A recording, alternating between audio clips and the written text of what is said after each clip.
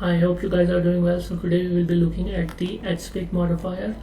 It's a pretty simple modifier, and it's basically all what it should.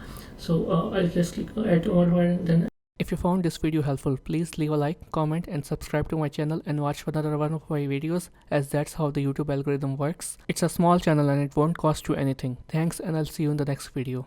add the edge split modifier. So it's one of those modifiers where you don't see the effect right away. You have to actually apply it to actually get the end result. You can change the angle from which the edge is split. Okay, basically if I just hit apply and then show you what is exactly the thing, you can try to see that I have a simple cube. Modifier is still there, I haven't applied. I go into edit mode, I tap on face, and if I try to move it, you can see that it's still attached to everything else.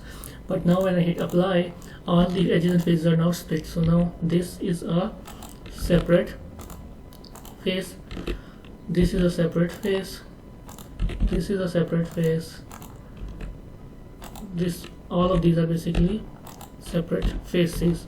So it's basically pretty niche niche use. Well, actually it isn't niche use, but the only problem is that it actually works on the entire model rather than just the specific parts. Like for example, if we had the option, let me just add in let's just say I'll add in a UV sphere and then move it over here, and we'll just add the edge split modifier. We don't have the option to do it with selective edges. So if you want to do it with selective edges, let's just say I just want the top part to be edge split. So here then we'll go to wireframe mode, select the top part, and then I'm going to go to the search bar. For me it's the space bar, for you whatever we have selected. I'll just type in edge and then split again, the same name as the vertices, and it gives you two options: by edges, by faces. Okay, in this case I just want the faces to be split, or by faces and vertices.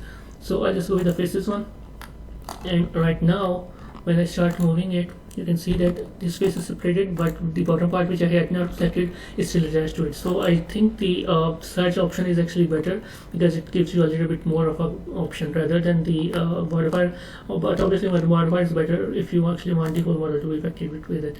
So I hope you guys learned something today. Please leave a like and a comment, and I'll see you in the next video. Bye. If you found this video helpful, please leave a like, comment and subscribe to my channel and watch another one of my videos, as that's how the YouTube algorithm works. It's a small channel and it won't cost you anything. Thanks, and I'll see you in the next video.